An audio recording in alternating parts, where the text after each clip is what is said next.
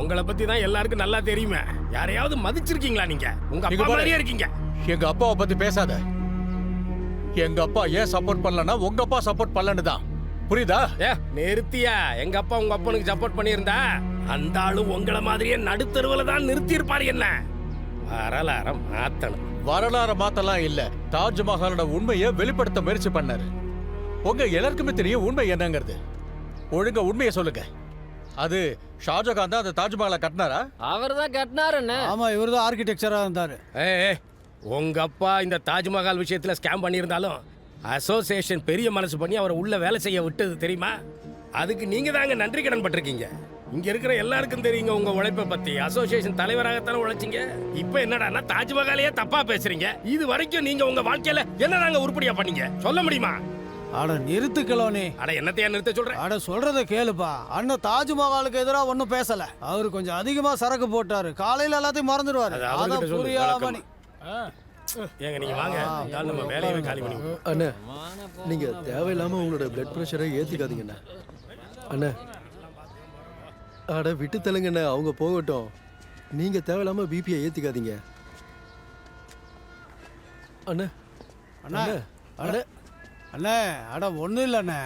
அவனுக்கு சொல்றதை நினைச்சு நீங்க வருத்தப்படாதீங்க. எலெக்ஷன்ஸ் வேற வரப்போகுது. இருக்கீங்க. அட போங்க இங்க இருந்து. போங்கயா, போங்க வீட்டுக்கு போங்க.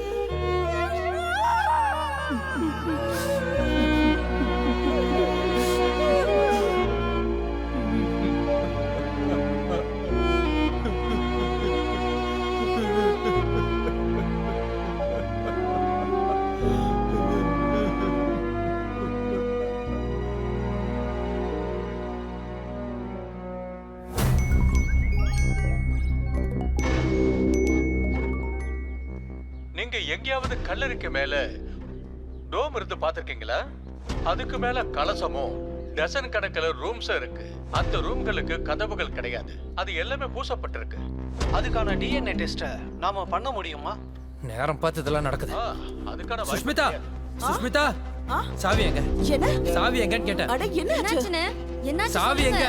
அப்பா ஸ்கூட்டர் எடுத்துட்டு போயிருக்காரு. ஏதாச்சும் சொல்லிட்டு போங்க. இவங்க அந்த வீடியோ கொஞ்சம் காட்டு. என்ன வீடியோ அது? இவங்க என்ன சொல்றாங்க? காட்டல.